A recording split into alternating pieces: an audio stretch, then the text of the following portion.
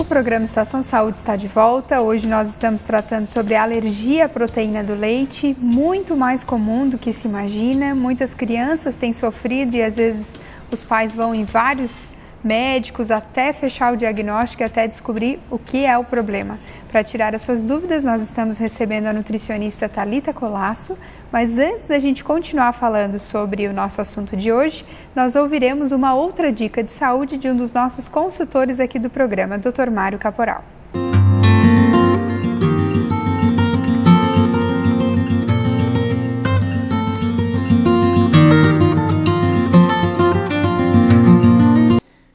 Eu gostaria hoje de falar um pouco sobre o labirinto. Afinal, o que é o labirinto?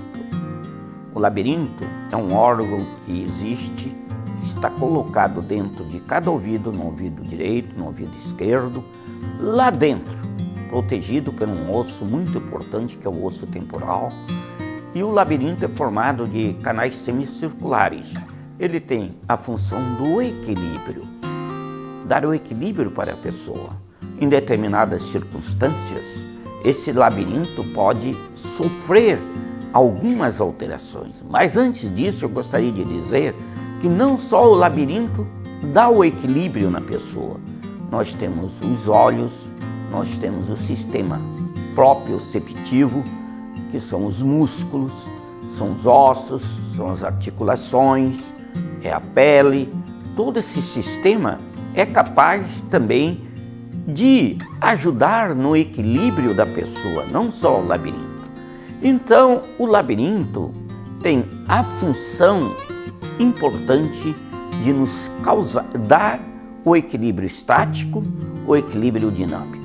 Como caminhamos, como corremos, quando estamos deitados, tudo tem um dado posicional da pessoa no momento em que ele está. Se ele está correndo, o labirinto sabe como ele deve correr para que ele não tropece, para que ele não caia, dando o equilíbrio necessário. Se a pessoa está deitada, o labirinto também dá o sentido correto da posição em que você está.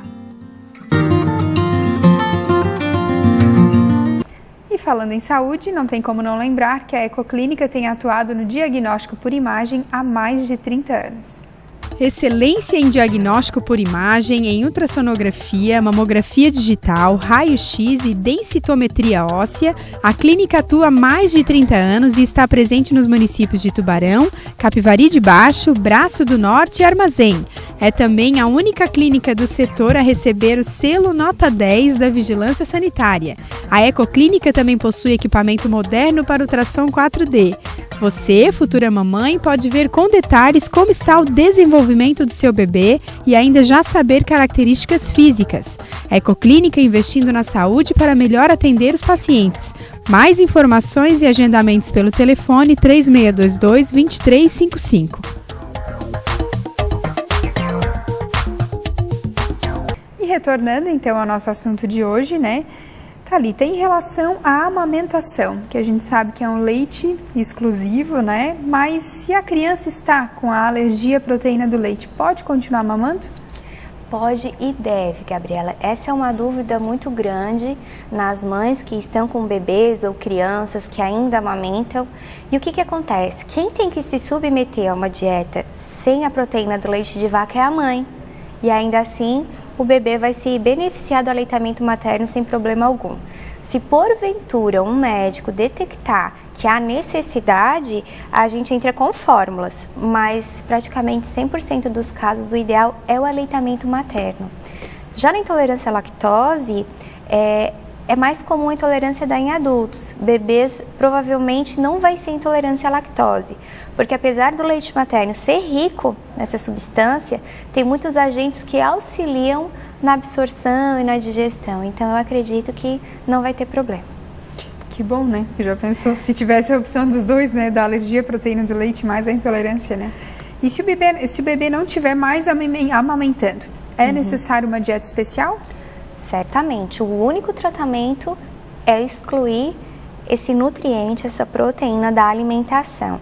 E aí entra o fato de ter que aprender a olhar os rótulos, porque não é só leite. Muitas vezes a gente vê no rótulo caseína, caseinato, soro do leite, e tudo isso tem essa proteína. Então, alimentos que são feitos com leite, como bolo, biscoito, tem que ser excluído da dieta desse bebê ou dessa criança.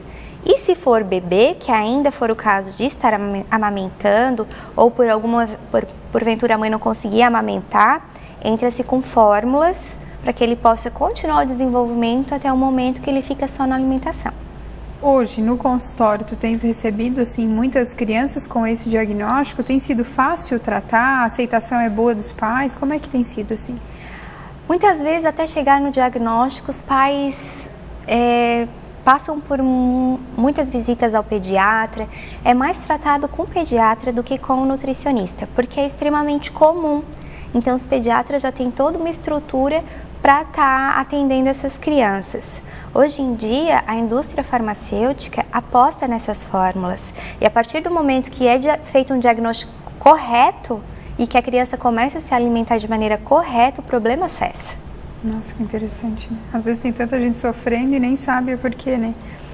E os bebês que não são amamentados, então eles precisam de um leite, no caso essas fórmulas seriam esses leites prontos, né, especiais, que no caso pode ser prescrito por um nutricionista ou pelo médico, como que funciona? Isso mesmo, o que tem que ser levado em consideração? A idade da criança, a fase de desenvolvimento dela, porque para cada etapa da vida tem que ter um nutriente em especial para poder fornecer para ela o que ela precisa no crescimento e no desenvolvimento. Como eu havia falado, as fórmulas hoje são muito boas, porque elas são de leite. Porém, essas proteínas que causam alergia já estão quebradas a ponto de serem absorvidas e não precisar passar pelo processo da inflamação. Enquanto que se a criança vai tomar um leite de vaca ou até mesmo substituir, é muito comum o leite de cabra ou leite de búfalo, isso não acontece, até porque o leite de cabra e de búfala tem muita proteína do leite de vaca, é muito semelhante ao leite normal. Interessante. E o leite de soja, ele pode ser usado como substituto? Não deve. Não deve. 30% das crianças que apresentam intolerância ao leite de vaca desenvolvem intolerância à soja. Então, o ideal mesmo é usar uma fórmula adequada, prescrita pelo médico ou pelo nutricionista, para cobrir o aporte necessário e resolver o problema. Porque ali a gente pode estar prejudicando, mas favorecendo uma nova alergia naquela criança. Tem um tempo estimado? Geralmente as crianças que têm esse diagnóstico, elas têm por tempo determinado? Porque você falou várias vezes que geralmente é em criança, né, ou em bebê, não em adulto. Então seria uma alergia que ela não é levada assim para o resto da vida como crônica. Seria por uma fase aguda. Isso mesmo. Geralmente aparece no primeiro ano de vida, né? Uma a cada 20 crianças tem esse tipo de problema. E ele tende a ir desaparecendo à medida que o organismo vai maturando, que ele vai aprendendo a lidar e a digerir aquele nutriente. Normalmente, até o terceiro ano de vida, cessa.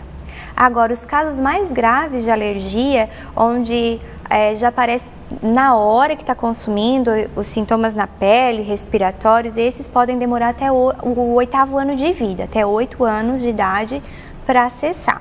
Mas na sua maioria cessa. Que bom, né? Então faz um tratamento e é algo porque tem tanta coisa que se torna crônica desde a infância, né? Não leva para a fase adulta, diferente da intolerância à lactose. Que não tem cura, né? E que vai... Então, no caso, ela tem cura. Tem. Porque ela é por um tempo determinado, né? Isso mesmo. Muito interessante. O programa Estação Saúde vai agora para um breve intervalo, mas nós já voltamos trazendo mais informações sobre o nosso tema de hoje. Fique ligado com a gente.